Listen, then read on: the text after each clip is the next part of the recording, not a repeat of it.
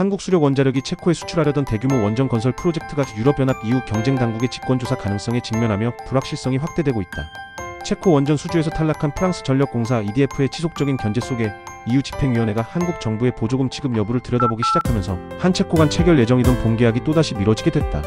17일 외신과 원전업계에 따르면 EU 집행위원회는 한수원이 참여 중인 체코 두코바니 원전 5, 6호기 신규 건설 사업이 역외 보조금 규정에 저촉됐을 가능성이 있다며 직권조사를 위한 예비 검토를 진행 중이다.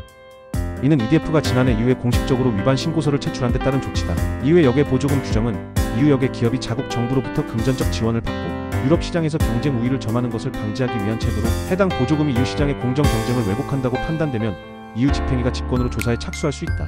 EDF는 지난해 7월 체코 원전 6차례에서 한수원에 패배한 직후 한국 정부가 한수원에 불법적인 금전 지원을 했다는 의혹을 제기하며 EU에 이를 신고했다.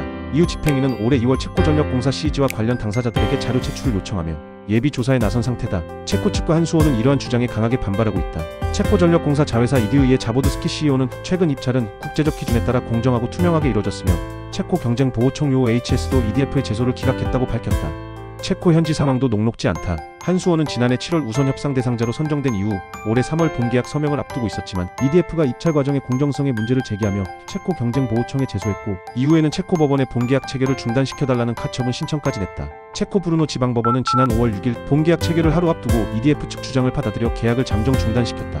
이에 체코 정부는 즉각 최고행정법원에 항소했으며 가처분 해제와 함께 계약 체결을 재추진한다는 계획이다. 문제는 가처분 결정 해제까지 통상 수개월이 소요되며 본안 소송이 병행될 경우 최대 1에서 2년 이상 장기화될 수 있다는 점이다. 업계에선 EDF가 계약 자체를 무산시키려는 지연 전략을 구사하고 있다는 분석도 제기된다.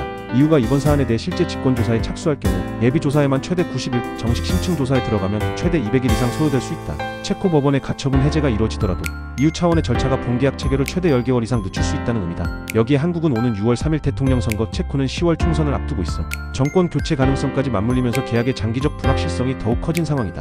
한국 정부와 한수원은 이번 계약에서 EU 규정을 충분히 검토한 만큼 프랑스 측의 지속적인 견제에도 사업 자체에는 문제가 없다는 입장이다. 정부 관계자는 이번 건은 수출 계약 이상으로 한국 원전 기술력과 투명성에 대한 신뢰를 보여주는 시험대라며 법적 대응과 함께 국제사회에서 한국의 신뢰도를 높일 기회로 삼을 것이라고 말했다.